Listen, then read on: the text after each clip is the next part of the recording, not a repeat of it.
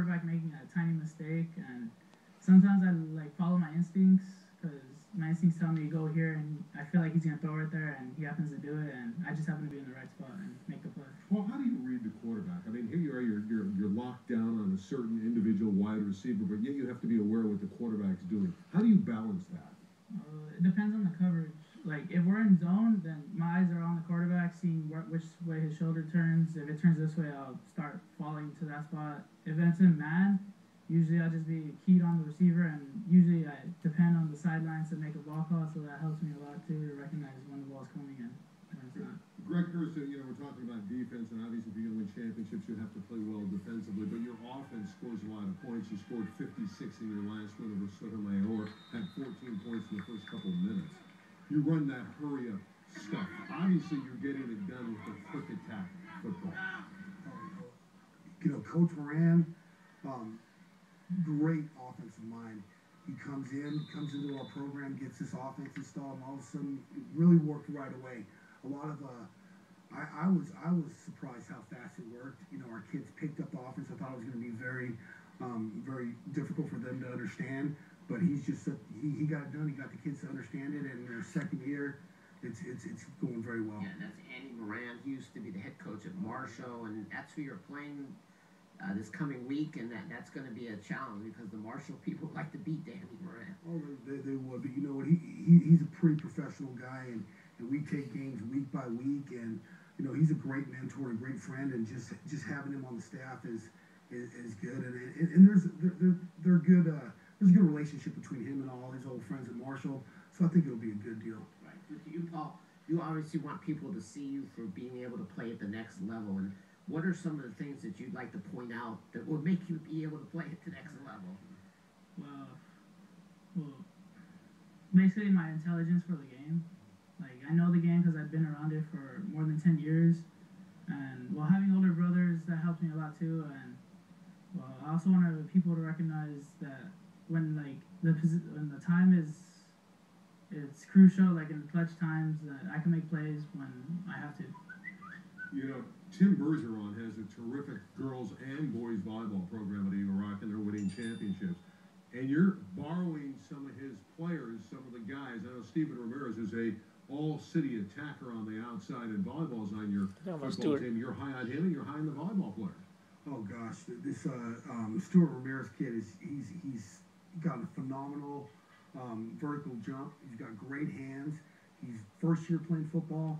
We just got him out, and we're going to try to get the ball to him. And he's not the only volleyball player. The second volleyball player is a kid named Alex Radulovich, and he came in and ended up starting at inside linebacker, and he has probably the fastest learning curve I've seen in any kid at that position. He is really helping lead our defense. We're only a couple weeks away from the playoffs starting. Division II is looking very wide open, even though San Fernando's doing well. You have Bernardio that's rising up. You have several other schools. How do you see the Division II playoffs coming up? I know you still have some league games ahead. Right now we're focusing on a game at a time. You can't be 10-0 unless you're 8-0. That's what we're telling our kids. So we're just working 1 week at a time. I know you can't help to hear about all the good things that are happening in Division II. I just think it's going to be, I just want to get to the playoffs first, Well, you hear this. You hear the lingo with the coach saying this week, you got to concentrate on Marshall. But in the back of the head, are you starting to think maybe down the road we're going to have a shot at the Granada Hills of the world? I think you want an interception of Christian Solano. San Fernando. I mean, are you really starting to think about it? I know the coach is trying to get it across, and smartly so. You got to win this week to get the seeding you need. But aren't you thinking about those playoffs a little bit? Like, every now and then we think about it, and we usually focus, like Coach said, we focus on that week, but we know that in order to get there, we have to get past 1 week at a time, and usually our big goal is to be in the playoffs, and we just do everything we can throughout that week to take little step by step just to get there. I wanted to ask you, you've been playing varsity for, I believe it's 3 years? Yeah.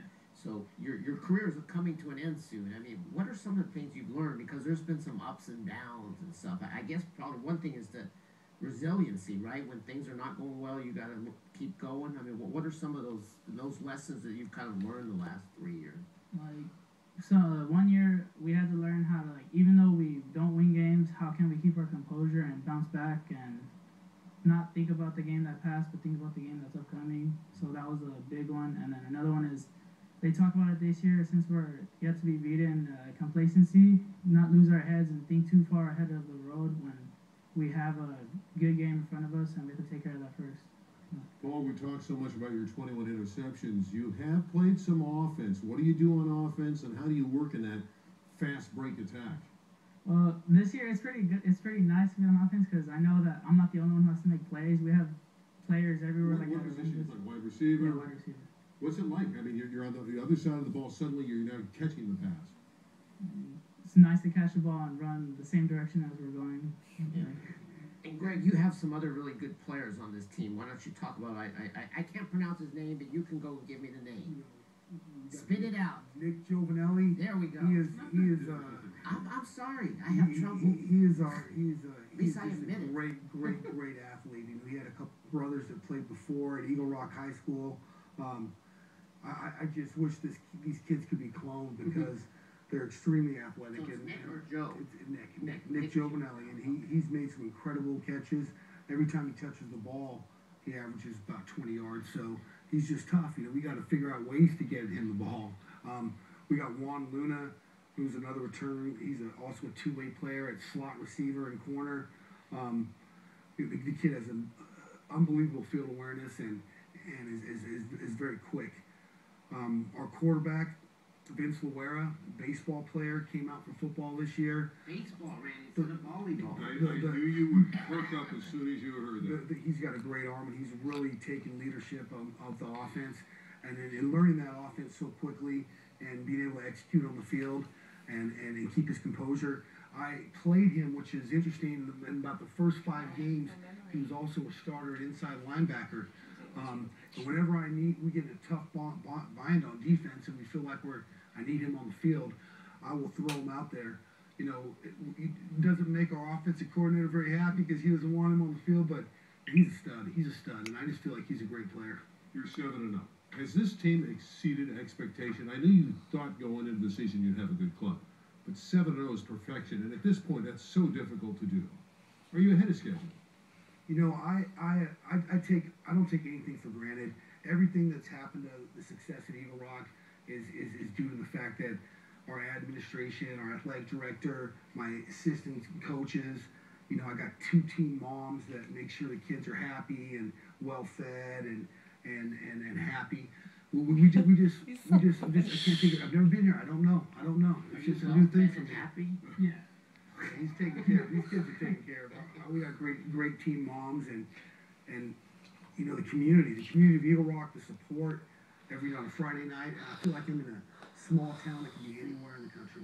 Paul, what's your future? What do you want to do, and what do you do outside of football? I know you'd like to play some college football somewhere, but what would you like to do down the road? What kind of profession? What do you do off the gridiron?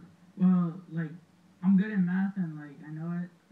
And one of the professions I've been looking through is engineering and technology, and I mean I've done research on it. That's a good future to have, a good career, and it actually pays good. So I mean, that's one of my ideas. Our kids have worked really hard in the classroom this year. That's one of the things that we set goals for, and I'm pretty proud of them for those achievements. Well, you should be proud about the classroom work. That's first and foremost, and you should also be proud about the 7-0 start. Best of luck against Marshall and down the road in the playoffs. And you'll get to the playoffs, and it'll be fun with all those big hitters awaiting. Yeah, thank you very much for having us, guys. I really appreciate it. Our pleasure. Greg Pierce, Paul Gandar, you don't have to shake.